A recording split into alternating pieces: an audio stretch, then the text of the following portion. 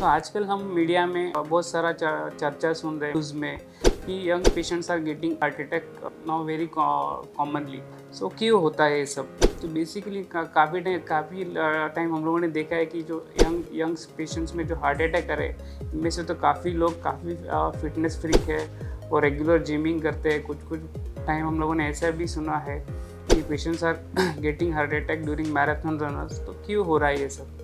Basically इसका कोई answer नहीं है। उन डॉक्टर्स साइंटिस्ट के पास भी इसका कोई क्लियर कट आंसर नहीं है। बट जो हमारी समझ है, साइंटिस्ट और डॉक्टर्स की ऐसा समझ है कि जो हार्ट अटैक यंग पीपल में जो आ रहे हैं, जो हम लोग उसका एक important risk factor, this is due to genetic predisposition. तो क्या होता है जेनेटिक प्रीडिस्पोजिशन?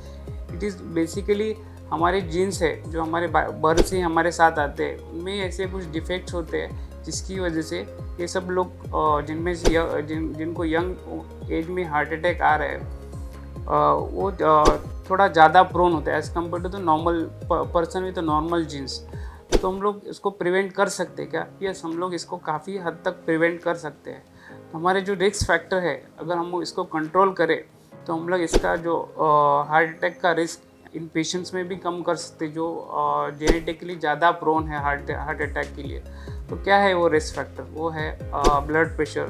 तो जो भी पेशेंट्स है जो जेनेटिकली प्रीडिस्पोज है, जिनके फैमिली हिस्ट्री में हार्ट अटैक का हिस्ट्री है, जैसे फादर, मदर, ब्रदर, सिस्टर में, they are more prone for heart attacks. तो ये जो लोग हैं, इन्होंने थोड़ा ज़्यादा ख्याल रखना चाहिए। उनके जो रिस्क फैक्टर है like blood pressure, they should check their blood pressure regularly.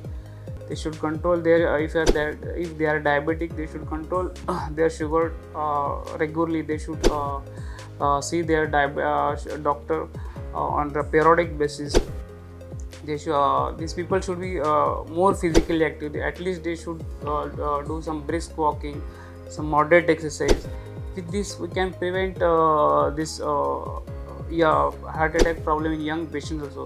They should take care of their diet. They should have some more vegetables, whole grains, fruits in their diet. So with this you can definitely reduce the risk of heart attack. Patient with having genetic predisposition, young patient can remain healthy.